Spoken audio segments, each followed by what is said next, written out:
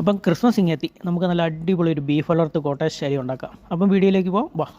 അപ്പം വേണ്ട സാധനങ്ങൾ: സവോള, ഇഞ്ചി, വെളുത്തുള്ളി, പച്ചമുളക്, തേങ്ങാക്കൊത്ത്, പിന്നെ നമുക്ക് കറിവേപ്പില ആവശ്യത്തിന്. അപ്പം നമുക്ക് ആദ്യം സവോള അരിഞ്ഞെടുക്കാം. സവോള 1.5 സവോള എടുത്തിട്ടുള്ളൂ, വലിയ സവോളയായതുകൊണ്ട്. സവോള നമ്മൾ അരിഞ്ഞെടുത്ത് അത് കഴിഞ്ഞ് നമ്മൾ ഇഞ്ചി റെസ്റ്റോറൻറ്റ് സ്റ്റൈലാണ് നമ്മൾ അരിയുന്നത്, നീളത്തിലരിയുന്നത്, കനം കുറച്ച് നീളത്തിൽ അരിഞ്ഞെടുത്ത്. പിന്നെ തേങ്ങാക്കൊത്ത് നമ്മൾ അരിഞ്ഞെടുക്കുന്നുണ്ട്. പിന്നെ പച്ചമുളക് നമ്മൾ അരിഞ്ഞെടുക്കുന്നു. പിന്നെ വെളുത്തുള്ളി ഒന്ന് കത്തിക്ക് തന്നെ ചതച്ചിട്ട് ഒന്ന് അരിഞ്ഞെടുക്കുന്നുണ്ട്. അപ്പോൾ ഇത്രയും സാധനമാണ് നമുക്ക് വേണ്ടത്.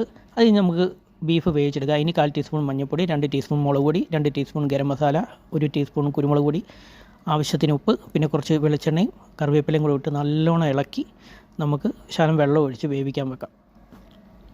ഈസി ആയിട്ട് ഉണ്ടാക്കാം കേട്ടോ. അപ്പോൾ ഒന്ന് മൂടി വെച്ച് വേവിക്കാം.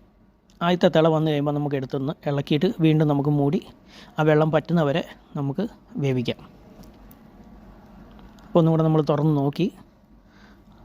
ഇപ്പോൾ നോക്കി, അപ്പോൾ വെള്ളം നല്ലോണം പറ്റി. അത് കഴിഞ്ഞ് നമുക്ക് വേറൊരു പാത്രം വെക്കാം, ഇത് മാറ്റി വെക്കാം. അതിലേക്ക് നമ്മൾ വെളിച്ചെണ്ണ ഒഴിച്ചു കൊടുത്ത് ഉലുവായിട്ട് പൊട്ടിച്ച് കടുക് ഇട്ട് പൊട്ടിച്ച് അതൊന്ന് പൊട്ടി വന്നു കഴിഞ്ഞപ്പോൾ നമ്മൾക്ക് തേങ്ങാക്കൊത്ത് ചേർത്ത് അതൊന്ന് ഒത്തിരി ബ്രൗൺ ആകുന്നില്ല, കുറച്ചൊന്ന് മൂത്ത് കഴിയുമ്പോൾ അതിലേക്ക് ഇഞ്ചി വെളുത്തുള്ളി പച്ചമുളകും ചേർത്ത് നല്ലോണം ഇളക്കണം. അതിന് നമുക്ക് സവോള ഇട്ട് കൊടുക്കാം. പിന്നെ ആവശ്യത്തിന് കറിവേപ്പിലയും കുറച്ച് ഉപ്പും കൂടെ നമുക്ക് ചേർത്ത് കൊടുക്കാം. സവോള ഓൾറെഡി നമുക്ക് ബീഫിന് ഉപ്പ് ചേർത്തിട്ടുണ്ട്.